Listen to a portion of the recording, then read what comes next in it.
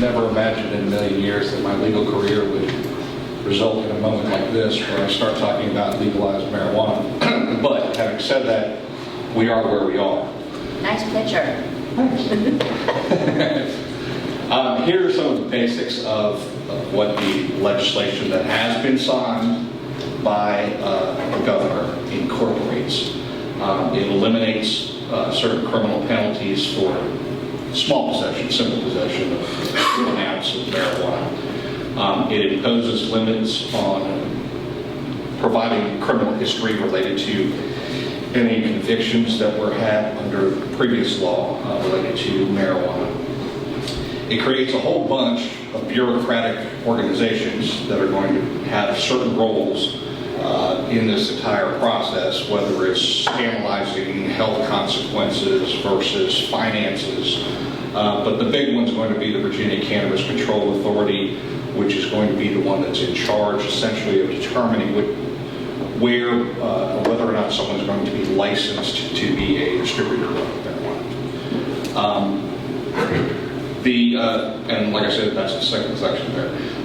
There are interesting provisions that talk about social equity. I'm not clear exactly on how this is all going to play out, but again, that's all part of the Cannabis Equity Business Loan Program and those types of things. They're going to have to come up with whatever regulations they're going to come up with, which are not in existence as of today, so I can't really go into a whole lot of depth about those. Having said that, when I drafted this, the governor had yet to sign the legislation. Everything that I had previously said was essentially going to be delayed until January 1, 2024. What the governor sent back to the General Assembly with suggested revisions, which has now since been adopted, now specifically allows you to have the possession of small amounts of marijuana effective without being in violation of the law, effective July 1 of this year. So, having said that, yes? Couldn't update the slide. It's easier just to say. However, having said that, the other things remain the same in terms of becoming effective as of 2024. Now, what the legislation does is limits the number of businesses, dispensaries, I guess is the way they want to call them, wholesalers, manufacturers, and actual farm cultivation of marijuana to these numbers. And once those numbers run out, no one else can have a permit to do it, okay? So the question then became, how are localities going to deal with this? So within the legislation, there's provision that allows you as a governing body to petition the circuit court for a referendum on the question of whether to allow retail marijuana in your local jurisdiction. I.e., if one of these people asks for a permit in Covington, are we going to say, yeah, let them have a license, or are we going to say, no, we are effectively let's use the alcohol, dry community? So the question on the ballot would be, shall the operation of retail marijuana stores be prohibited in the city of Covington? If the majority says no, then those types of stores may be permitted. If they say yes, we're effectively a dry county effective that coming January 1st. Now, having said that, the resolution or the request for a referendum is not mandatory. It's discretionary. So if you determine that there's no need to petition the court to determine whether or not you are going to be a dry county, you are automatically saying that you're willing to allow those types of establishments within your locality. So you got to keep that in mind, okay? So if you feel that the citizens of the city of Covington really do not want such establishments in the city, then you have to have the referendum in order to prohibit those types of businesses located. Now, having said that, if you don't have the referendum, or if the referendum turns out to actually suggest that the citizens really don't care, yeah, they can have a business here, that's fine. Then we need to start considering some issues out there, okay? Zoning. If you're going to allow these types of businesses, where are you going to allow them? They're going to be, solely industrial areas, residential areas. We're going to have to decide and make changes to the zoning ordinance to adapt to these different types of businesses. You're allowed to have a marijuana tax as well, potential source of revenue. Again, that doesn't necessarily say, oh yeah, definitely allow it, but you have to consider the fact that if you're looking for a source of revenue, here's one. Your business license tax also applies. How is that going to deal with these kinds of dispensaries? And also, how involved do you want us as your staff to get involved in the process of developing the regulations that are going to come over the next 2-3 years relative to the sale of marijuana? If you involve yourself more into the comment process of the regulations, you can try and steer where those regulations go. It's not a promise that you'll make any headway if they really don't want to listen to you, but as long as, if you have an interest in us being more engaged and paying attention to what those regulations are, we certainly need y'all's direction on how to do that. The main point out of all of this is, come January 1, a small amount of marijuana can be carried legally. By 2024, if you do not hold a referendum to make this a dry community, marijuana is going to be sold within the city limits of Covington. So it's up to you to decide. You have up until November of 2023 to decide on the referendum question.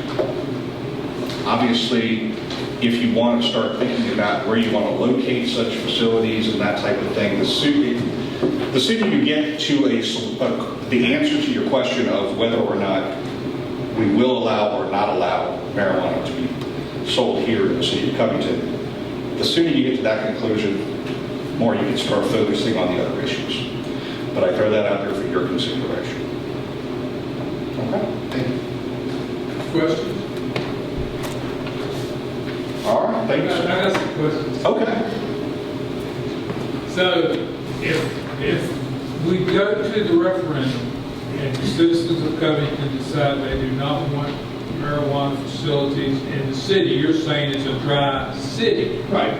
But in actuality, possession is still legal up to an ounce. That is correct. It's just simply that it cannot be sold at a dispensary within the city limits. They could go into Allegheny County, let's say, if Allegheny doesn't care, and buy it across the city line and bring it back.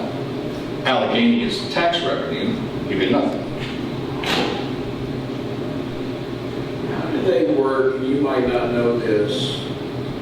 You talked about, what was the phrasing you used, the criminal history.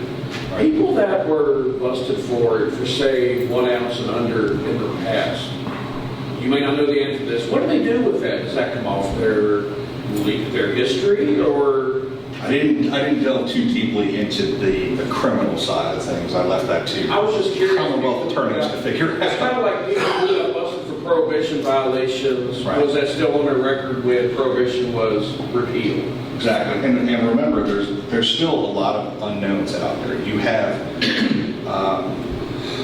localities and businesses that have policy manuals that prohibit, the use of marijuana on the job. Well, if that ounce is now legal, can you really tell them they can't? I mean, obviously you could say, I don't want you to be on the job if you're somehow not functional because of what you're doing. It's kind of like drinking. Right, exactly. But I mean, there's a lot of these questions that are out there that we've all got to figure out how to. I guess that would be my biggest one. How do you tell, and you just use a CDL driver for the city, a random CDL driver. He gets off work on Friday, he's got all weekend off, he fires up a blunt on Friday evening, it's still in his system come Monday if he walks into work and they say, random drug test. So he did it legally, or she did it legally, but yet. It's interesting that you brought that up because I was actually having a conversation about that very topic with the chief prior to the meeting, and he was telling me that there are certain levels that can be detected based on blood sampling and that type of thing to determine if they are somehow inebriated by it. So again, this is all going to be a new thing. And the whole idea originally of pushing this out until 2024 was to try and answer some of these questions, right? You know, let's get our system set up so that we understand what we're getting into. But now, I don't know what's going to happen. Just because now we're going to have to try and get our system set up a heck of a lot faster to try and address all these different unknowns. Also, when we're dry, you say this could be a dry community. Is that going to affect the growing of it in the community? Because as it is now, you're going to be allowed 1 male plant, 3 female plants. Yeah, it does not affect that. Okay, so it's still growing right now. It's you just cannot become a retail sailor of it. Right. But so again, this is one of those situations where it's a very strange dichotomy. One side you're saying no, you can't do this. Other side said it's perfectly legal. It's going to be interesting to see how we all get this worked out. And one thing, I guess, to touch on Vice Mayor's question, in conversations I had with the Commonwealth's attorney last week when we were discussing inmate housing, it is actually up to each jurisdiction, judicial jurisdiction, as to how they will handle expunging and addressing the criminal records that fall within the parameters that the state has provided.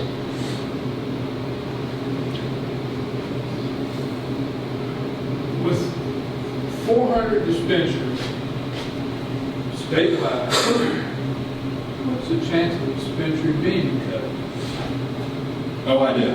Slim to none. Because, but again, I take you back to the point that I made about the social equity side of things. I mean, it may be a scenario where somebody here puts in a permanent request, and because of these social equity provisions and their low income, or whatever it might be that they come up with, they may be looked on favorably over somebody in Fairfax County, right? So, who knows? I don't know the answers at this moment in time. So we could put on a referendum, let people decide what they want or they don't want, right? Absolutely. As a matter of fact, I was at the Amherst Board of Supervisors work session the other day, and this very issue was discussed. And the majority of the Board of Supervisors there felt it was important to get the citizens to make the decision, and not to make that decision on their own. My only thing with that is I can just hear the uproar. If we have a weed referendum and we didn't hold a school referendum, Correct. how much hell we're going to get. State code goes. I know, and it's apples and oranges, but I can just hear it now. Okay, y'all are going to have a referendum to regulate weed, but you wouldn't with our kids' future. I can just hear it now. And that's the other thing to think about. The state code dictated. Oh, I know, and I know that, but it's all about optics. I know what I understand that part of it, but I can just hear the public sentiment. They're not going to care about what the state code says and all that. They're just going to see the fact we're holding a weed referendum and we did a school referendum. But that's a state issue. But that's a state issue, but it's going to come down on us. We're doing what the state requires us to do. Yeah, Both cases. both cases, yeah, but like I said, I can just hear it coming down now.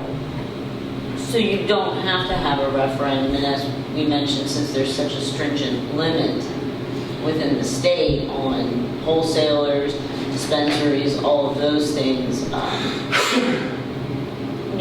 there may be a 1% or a 50%, chance we get something here, but either way, there's still legally going to be John Q. Public that can have, 4 plants and, have their ounce on them at any given point in time. Legally, Also, I think it's important to look at the potential just from a revenue, as we just went over, the need for revenue, and just not wanting to potentially shoot yourself in the foot. You just don't know if you land something, and you may or may not. It just depends on the permitting process. My understanding, though, is as well, is that the permitting process is very expensive and very time consuming. And looking at these numbers here of how many dispensaries, how many wholesalers, how many manufacturers, and how many cultivation facilities, meaning farms, whoever has the most money will end up with these numbers. I guarantee that. It's wide open for all kinds of. But Mark, in the back of your mind, in the back of your legal mind, do you think it's going to get to that point without some kind of huge locality, class action, uproar between now and then? Or do you think this is still going to plow through? This is the law of the Commonwealth of Virginia as it stands today. And, you know, I don't see any backtracking happening out of it. It was the governor's push. He specifically wanted this. And so, you know, we are where we are. Unless, you know, control of House, Senate, and governor seat changes hands and everything gets tossed out the window, I don't see it ever changing. I mean, this has been an issue that's been debated for years. And, you know, as soon as your states, California and Oregon and Washington and Colorado, started down this path, it was inevitable that other states are going to start following suit because they would see the revenue dollars that they could potentially get. It's just, that's the nature of the system.